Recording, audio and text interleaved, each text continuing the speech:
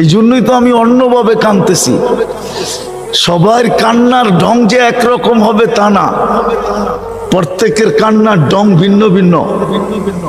আমি ভিন্নভাবে কাঁদতেছি, এই জন্যই তো আমার যোগ বিয়োগ মিলে না। কেন আসে না? 60 লক্ষের জন্য কেন আসে না? একজনের জন্য তো আসলো। হায়াতু সাহাবা উঠান, দেখেন কিতাব খুলা, আসছে কি আসে নাই? এক কাহিনী তো না, শত কাহিনী তো আছে। শাহজালাল রহমতুল্লাহের জন্য যদি আসতে পারে, নাইলে উনি জায়নামাজ সুরমায় বিছাইলো কি করে?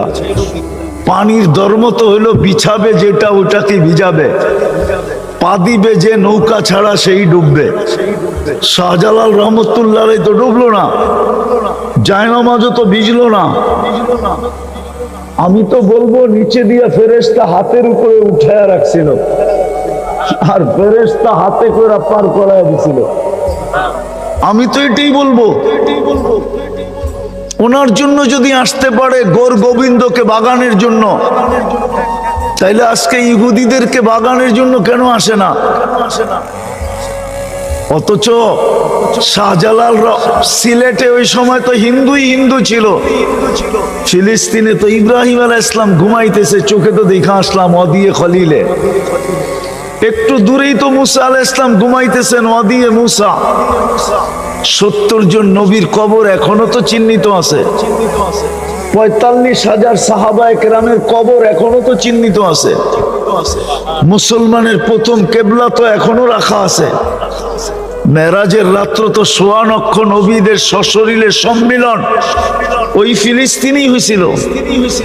মুহাম্মদুর রাসূলুল্লাহ ইমামতি করছিলেন সশরীরে ফিলিস্তিনেই তো। কি বলেন? আরে হা না না, খুতবা দিছিলেন ওইখানে দাঁড়ায়া, ওইখান থেকে মেরাজে গেলেন। আমি তো এগুলো চোখে দেখি, তারপরও কেন আসে না? কিন্তু আল্লাহ আমাকে বলতে চায় আসবে, তো আসবে কি করে? ভালোবাসা তো তোদেরকে মুসলমানের ঘরে জন্ম দিছিলাম, কিন্তু তোরা তো শুধু নামটাই রেখা দিলি, পরিচয় পত্র ছিঁড়া ফালায়া দিলি। শুধু কয়েকজন হুজুরের কাছে ছাড়া তো কারো কাছে পরিচয় পত্র নাই।